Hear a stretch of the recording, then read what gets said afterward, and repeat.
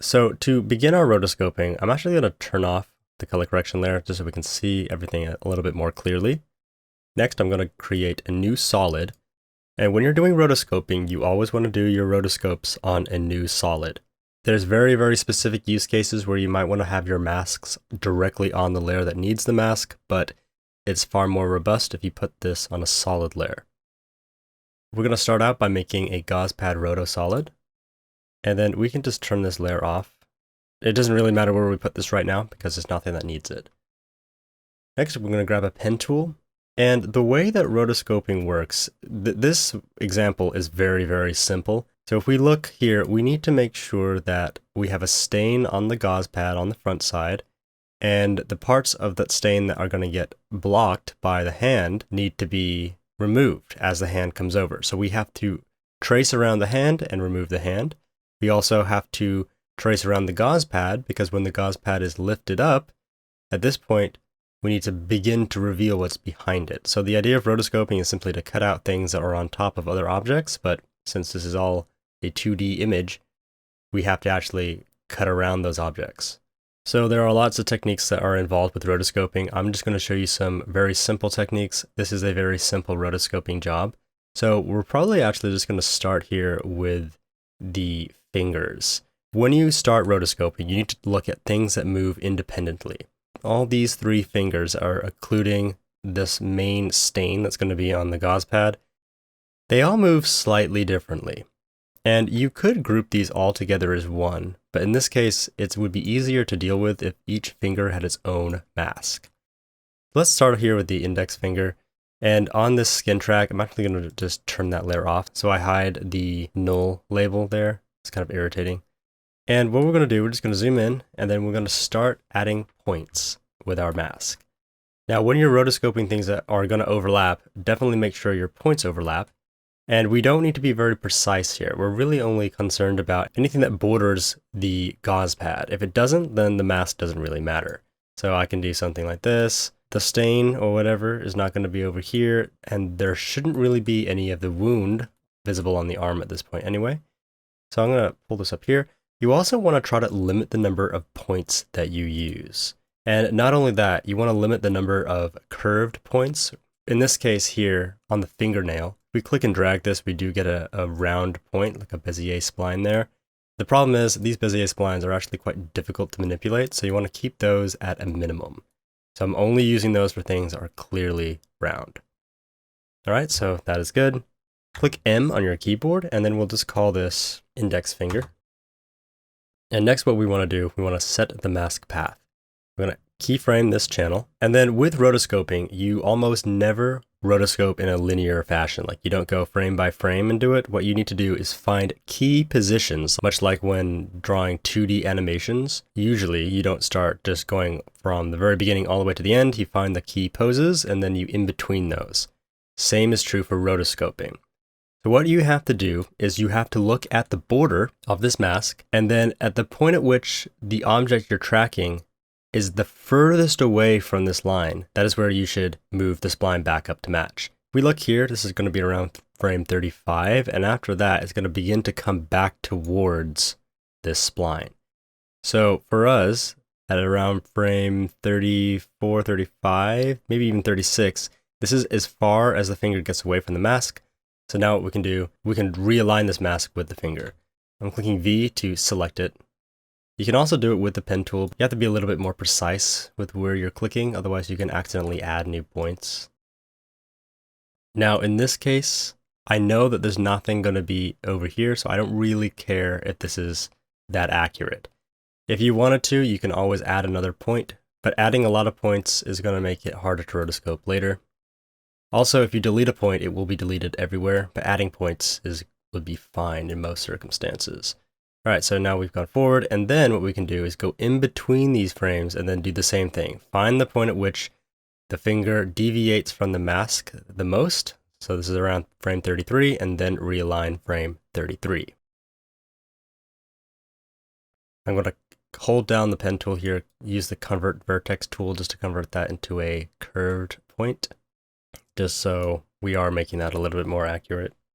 And then we can go in between these 2 points here, and see that around frame 28, the finger is slipping down from the mask, and then we can just make those adjustments.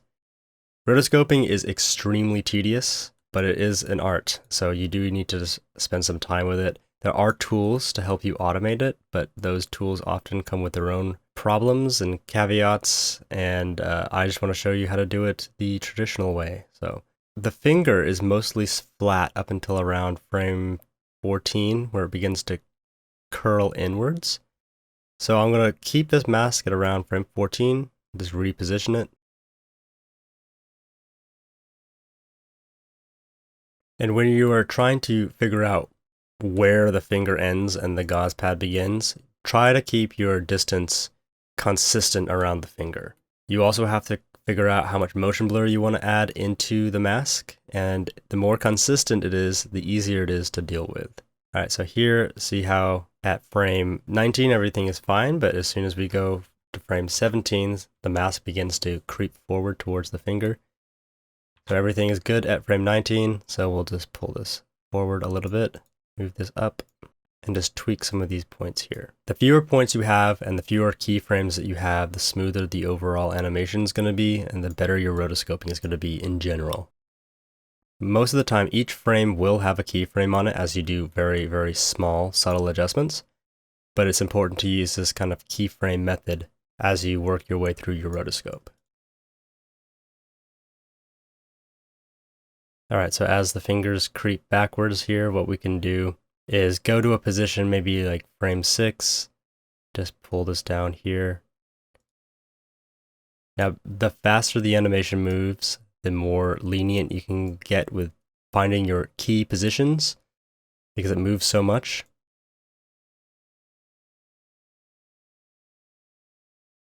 And as soon as this is off the gauze pad, I really don't care about the rotoscope anymore. So this is going to give us a pretty good rough estimate of where the finger is until around frame 35. Then we have to continue this all the way to frame 100, because after 100 you won't be able to see the front of the gauze pad anymore. The thumb is going to have to be rotoscoped as well until probably around frame 110, and then whatever stain is on the gauze pad is probably not going to creep up all the way. So I went ahead and just finished up the roto for the fingers. Now, before you actually do the same thing, I just wanted to show you a couple things here. One of the things is to hide locked masks. So to enable this, you want to go up to Layer, Mask, and then you want to have Hide Locked Masks enabled. And what this allows you to do is when you have several masks all in one layer, and when they overlap, sometimes it can be a little bit hard to see. So what we want to do here is after you finish the index one, you can lock it, and then you'll see that it disappears. After you've done the middle finger, you can lock that one as well. So then when you get to the end here, to the ring finger, you're only viewing one mask. And then you could lock that as well, but then there's not really any point. It's mostly just to clear up the workspace as you are selecting and as you are rotoscoping your masks. That's one thing. Another thing is, by default, it automatically gives you a different color. And sometimes, for example, the first color here is not particularly easy to see. So you can always click on these color swatches and you can change the color to make it a lot more saturated. You can do this in the settings as well to always have a specific color if you want to have that. Otherwise, it will just randomize the colors that it gives you for your masks. Another thing is, just to clarify, and I don't think I said this at the beginning, when you're selecting your masks, if you select the layer, the mask points are all going to be little circles, and the circles mean that the mask is not selected. As soon as you select that layer, all of these little dots go to little squares, and that means all the squares are selected. So if you're on the Move tool and you click and drag these, you're moving everything together. If you only want to select a single vertex or a selection of vertices, what you need to do is click off once until they all change to little circles, and then you can select the ones you want. So you can hold down the Shift key to select multiple ones, or you can hold down the Shift key and then click and drag to marquee select the points that you want. Another thing is, if you realize later on, let's say I wanted this point to be a Bezier curve, if you hold this down, you can go to the Convert Vertex tool, and you can convert that, and then you can convert it back as well. You can also do, on the Pen tool, if you hold down the Alt key, you can access the Vertex tool as well. So holding down Alt and clicking it will also access that control. So after you have your roto masks kind of in place, you're really not done. So if we turn this on, this is going to produce a very, very sharp edge. And there's a few different things that we can do to help blend this in a little bit. But before we really do that, what we want to have is something on the gauze pad to check. And all we have right now is if we go to our gauze pad front, I'll actually pull this layer up. We turn this layer on. So to see how good our roto is, what we need to do is take this gauze pad front, set the track matte to be alpha inverted, and then you get basically a cutout. Now, the cutout though is not going to be wholly accurate because we're only going to be focusing on a smaller area of this gauze pad, but this should give you a very brief look to see if this is going to actually be usable or not. So right now, the edges are really hard. So let's unlock both of these masks here. Click F on that layer, and then we can bring up mask feathering. The mask feathering is just going to blur the edge a little bit. I'm going to select all three of these masks. And with a value of around 12, we are introducing more of the gauze pad in here. But then what I'm going to do, there is another option here called mask expansion. So you can pull in the expansion of those masks. So sometimes that is quite useful to do as well. So a value of around -6 here is probably going to be pretty good. See, that one clears that one up a little bit. Could also do the same thing for these as well. -6. You can also use a simple choker effect.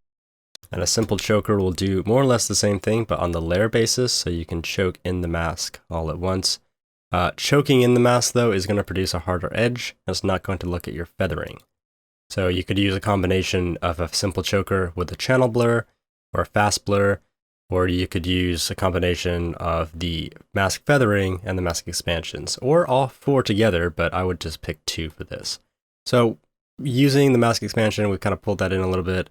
As we look through this, this is probably going to be okay for right now, but we're probably going to need to address some issues later on. Probably the hardest part of this is getting rid of that really, really white border. So the way that we could fix that, if we need to, is use a combination of rotoscoping and then also a key, because this is quite bright, so we could also key out the brightness, and we could use that to help fix that area in between the region where we've masked out and maybe areas that we've missed as well. So for now, this is going to be fine. It's enough to at least be able to send it to a client, and a client will understand that rotoscoping is not going to be perfect on the first run. The next thing we need to roto is going to be the gauze pad itself. Now, I actually called this Gauze Pad Roto and ended up doing the fingers, so this doesn't make a whole bunch of sense here. So what we're going to do, let's call this Fingers Roto. And then we're going to go and add a new solid, and this will be our gauze pad. You can turn this layer off. And the gauze pad is actually going to be fairly straightforward here, because the only part that we need to be very accurate on is going to be this edge, and right here as you begin to turn the gauze pad over. And this also might need to include some of this finger as well, depending on how accurate the previous layer was. But for this layer specifically right now, let's just focus on the gauze pad. So what we really need to figure out here is that probably at around frame 100, we can start working forwards until maybe about frame 20. And then it's so low down, we might not even need to finish the roto. It just depends. So let's start here actually at frame 100. Let's start just by putting in some basic points. The part that needs to be the most accurate is going to be this line right here, because this is going to be in direct contact with whatever effect that we use. When you get down to the thumb here, we can just imagine where the gauze pad is for now. And I feel like well, we can just close that for now and just leave that there. I don't really want this to be a Bezier curve, so I'm just going to hold down Alt and snap that back into just a regular linear point. Click M, and then we're going to go ahead and rotoscope this as well. So for this, this is changing quite drastically from 100 to 110. Another thing that you can do, which is quite useful, is to select everything, click Ctrl T, this brings up your free transform, and then you can just rotate the entire mask selection in one go. And you can click Enter to lock it, and then you can resume adding your points. Now, I'm not very concerned about this edge right here, because it's not going to be in contact with any of the effect on the arm. It's just this edge here that we really need to make correct. We could also use a combination of a garbage matte, which is just a temporary matte, just to get a basic selection, and then do some luma keying. But I think I just want to show you how to do this manually for right now. We might come back to use that technique if we need to. And then we're just going to go kind of nearly midway between here. And this roto right now is quite rough. What I advise you to do is do a fairly accurate job the first time, but if you go in and put in several hours worth of a rotoscope, while it might be very good in the long run, you might end up not even needing half of that roto. So it's always sometimes better to have more than you need, but if you are in a time crunch, you never know, the shot you're working on could even be canceled. So I would just start off with just more of a rough map, just to have some kind of basic idea of where the mask is going. I just want to fill that in just a little bit more, just in case we would need that later. But I'm not going to spend a huge amount of time finessing every part of the roto. Also, part of the problem here with these plates is the fact that they're so low quality. Sometimes getting a good key off something that's very low quality or something that has a lot of distortion is often just as difficult as rotoscoping is. So rotoscoping, at least the techniques kind of work across whatever the quality is, whereas a key really does require you to have, decent quality. And most of the time with a key, you end up doing some rotoscoping anyway.